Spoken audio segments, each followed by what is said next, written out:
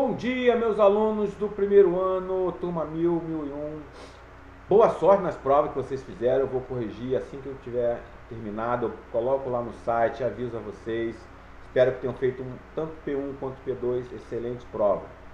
Vamos dar continuidade ainda aos nossos estudos. Vamos falar agora do capítulo 12, as leis de Kepler. Vamos falar um pouco sobre astronomia, a parte bem legal, mas com umas formulazinhas um pouco capciosas, mas temos que entendê-las para poder classificar. O que fala Kepler na sua primeira lei, a lei das órbitas? A lei das órbitas significa o seguinte: primeira coisa, temos que conhecer dois pontos fundamentais, o famoso afélio e o famoso periélio. Preste atenção, Márcio, vai que ponto? Não, pensa na primeira letra só, ó. P de periélio e A de afélio. P, pensa P de perto. A de afastado. A de afastado, P de perto. Periélio é o ponto mais próximo do Sol. Afélio é o ponto mais afastado do Sol. Isso vale tanto para a Terra como para qualquer planeta que circula uma estrela solar. Periélio é o ponto mais próximo dessa estrela e afélio o ponto mais afastado. No nosso caso, o periélio é o que nós conhecemos como verão, né? O solstício de verão. Solstício de inverno é o afélio. Nós temos os equinócios, que são no meio da órbita, entre essa órbita que esse cara faz ao redor do Sol. Então, ó, periélio mais próximo, aqui, ó, solstício de verão, afélio, aí eu tenho o ponto mais afastado desse cara. Segunda lei de Kepler, a lei das áreas. Esse cara determina que não importa o corpo estelar, em qualquer lugar que exista isso, esse cara vai percorrer áreas iguais em tempos iguais. Então, ó, áreas, o valor da área desse segmento e o valor dessa área em segmento são iguais. Isso significa, por consequência, que se eu percorro áreas iguais em tempos iguais, mas vejam que, por exemplo, eu tenho um pedaço maior a percorrer aqui e um pedaço menor a percorrer aqui. Obviamente, isso vai alterar a minha velocidade de órbita, já que eu percorro distâncias diferentes. Percorro áreas iguais, mas distâncias diferentes. Obviamente, se eu percorro uma distância maior e uma distância menor em tempos iguais, significa que a velocidade mais próxima do Sol é maior do que quando eu estou afastado do Sol. Então, a velocidade próxima ao periélio é maior do que a velocidade próxima do afélio. Então, ó, pela segunda lei de Kepler, né, significa que esse cara percorre arcos de circunferências iguais, isso ocasionando velocidades diferentes, e quanto mais próximo do Sol eu estiver, mais rápido, ou seja, maior será a minha velocidade. Essa é a segunda lei de Kepler. A terceira lei de Kepler, que é a lei dos períodos. Lembrando, gente, que eu não estou falando só da Terra não, tá? Isso é para todos os corpos universais, tá? Ele fala o seguinte: o quadrado do período de revolução. O que é o período de revolução? É o tempo que o objeto leva para dar uma volta em torno do Sol, ou seja, o nosso período de translação. Não é o de rotação, é a de translação, tá? Esse cara vai fazer com que o quadrado desse cara, em qualquer corpo estelar, o quadrado do período de translação, dividido pelo cubo do raio médio. Márcio, o que é o raio médio? Primeiro raio é a distância do centro do Sol ao centro do objeto no periélio. Esse é o primeiro raio. O segundo, distância do Sol até o afélio. Esse é o segundo raio. Então, ó, D1 mais D2 dividido por 2, eu tenho o que eu chamo de raio médio.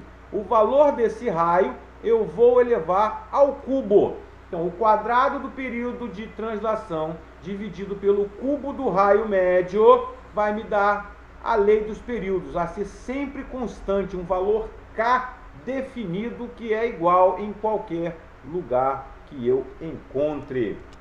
Show de bola? Lei da gravitação universal, lei de Newton. Bom, esse cara fala o seguinte: dois corpos sempre vão se atrair com forças de intensidade diretamente proporcional ao produto de suas massas, e inversamente proporcional ao quadrado da distância. O que isso quer dizer? Quanto maior a massa desses caras, mais força gravitacional eles terão, ou seja, mais um tende a se aproximar do outro.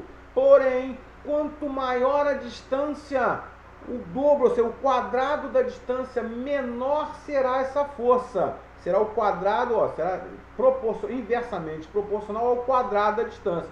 Então, se a distância é 2 metros, a força será um quarto, já que é o quadrado da distância. O quadrado de 2 é 4. Então, 1 sobre 2 ao quadrado vai dar um quarto. Então, vai dividir pela quarta parte. Entendeu? Então, se a distância é 4, 4 vezes 4, 16. Então, vai ficar 1/16 da força. Tá? Então, é assim que funciona. Então, quanto maior a massa, maior a gravitação. Porém, quanto maior a distância, e aí eu tenho que vai sempre dobrar essa proporcionalidade. Porém, uma dica aí, tá? Por exemplo, pega, vamos botar aqui, a Terra e a Lua. A Terra e a Lua. A Terra tem muito mais massa do que a Lua. Então, na realidade, apesar das duas se atraírem com força igual, quem tende a se deslocar é quem tem menor massa. Ou seja, a Lua tende a se deslocar mais para próximo da Terra. Tende, tá? Depois a gente vai falar mais a respeito disso. O corpo de menor massa tende a se deslocar para próximo do corpo que tem maior massa. Isso não quer dizer que esse cara tenha força gravitacional maior do que eles. Não, a força é a mesma. Eles se atraem com uma força. Porém, esse cara, por ter menor massa, tende a se deslocar para esse cara que tem maior massa. Show de bola? Muito cuidado com isso, tá? A aceleração da gravidade é dado por isso aqui, ó. Qualquer aceleração da gravidade é dado pela constante gravitacional, que é aquele valor que a gente calculou aqui anteriormente, tá? O valor da gravidade é dado por esse valor aqui, ó, 6,67 vezes 10 elevado a menos 11. Esse é o valor de G, é a constante gravitacional. Esse cara, quando eu multiplico esse cara pelo a massa dividido pelo quadrado do raio, eu tenho o valor da gravidade, que no nosso caso vai dar 9,80 alguma coisa, certo? E aí é a que a gente faz para calcular, para aproximar de 10. Então a gravidade é dado pela campo gravitacional, aquele 6,67 vezes 10 a menos 11, vezes a massa dividido pelo quadrado do raio. Corpos em órbita. Corpos em órbita, eu tenho uma coisa chamada velocidade de escape. O que é a velocidade de escape? É a velocidade necessária para eu fugir dessa força gravitacional. E aí eu volto lá naquela questão da Lua e da Terra. Por que já que a Lua tende a ser atraída pela Terra, por que a Lua não vem para cá? Porque ela tem uma velocidade de escape suficiente para não ser atraída para cá. Essa velocidade de escape, ou seja, a velocidade necessária para fugir dessa força gravitacional, é dado pela raiz quadrada daquela constante gravitacional vezes massa dividido por raio. Essa é a minha velocidade de escape. Tá ok? Para determinar o período, eu tenho essa fórmula aqui, que eu posso calcular. Não necessariamente, esse cara normalmente ele é informado na hora de fazer as contas. Não precisa ficar decorando todas essas fórmulas não. Agora, de velocidade de escape, sim. Gravidade vezes massa dividido por raio. Uma nota aqui, ó, fiz questão de colocar, que está lá no livro de vocês.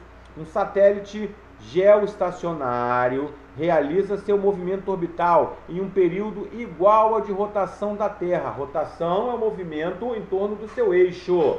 Então parece que ele está parado, mas ele não está parado. Ele está se movimentando na mesma velocidade que a Terra, ou seja, ele leva as mesmas 24 horas, 6 minutos para dar uma volta em torno do eixo. Como a sua velocidade é a mesma, ele fica parecendo que ele está parado. Por isso ele é chamado geoestacionário. Ele se encontra sempre sobre o mesmo ponto da Terra, já que a sua velocidade é a mesma velocidade orbital da Terra. Tá ok? Bom, aí nós temos então a parte de astronomia, de leis de Kepler, fundamental, cai demais no Enem. Façam os exercícios, qualquer coisa, mande para mim que eu tento tirar a dúvida de vocês da melhor forma possível. Tá ok, gente? Ó, boa sorte, beijo no coração e precisar, liga pra gente. Só não esqueça, atenção, a primeira e a segunda lei de Kepler e a velocidade de escape. Esses caras estão sempre sendo cobrados. Velocidade de escape, raiz quadrada do campo gravitacional, com aquele 6,67 vezes 10 a 11, vezes massa dividido por raio. Show de bola, um abraço, até a próxima!